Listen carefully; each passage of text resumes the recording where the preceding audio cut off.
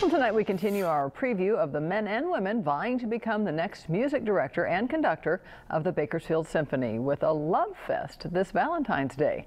As 23 ABC's Mike Hart discovered, it's been a whirlwind week for candidate Tomasz Golka, and he wouldn't have it any other way. You might say Tomasz Golka was born to be a musician.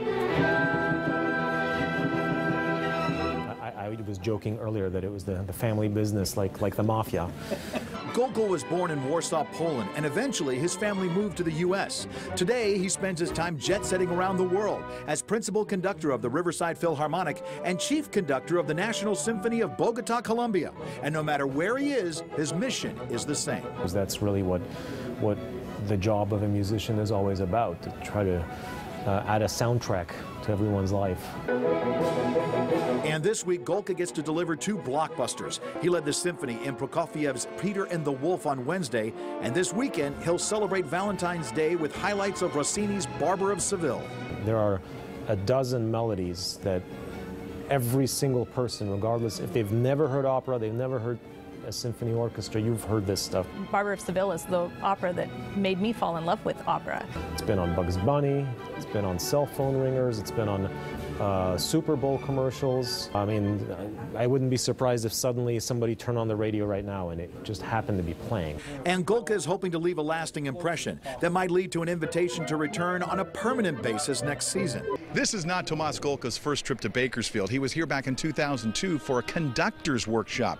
He then stayed for an entire year to lead the Bakersfield Youth Symphony. There are several people in the orchestra who were in the youth orchestra or whose children were in the youth orchestra. We want to snatch up the right fit for us and keep that right fit as long as we can. But we recognize that they are hot commodities. Bringing the heat on the most romantic day of the year with an opera about love and deception, it's a challenge Golka embraces as strongly as he believes in growing his musical family.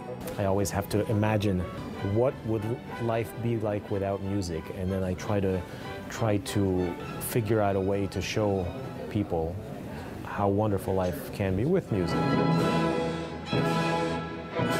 Mike Hart, 23 ABC. And Saturday's performance of the Barber of Seville will begin at 7:30 at Rabobank Theater. The symphony will be taking your comments about Golka and the performance afterwards. And there are still 3 more candidates who will audition in the next 3 months.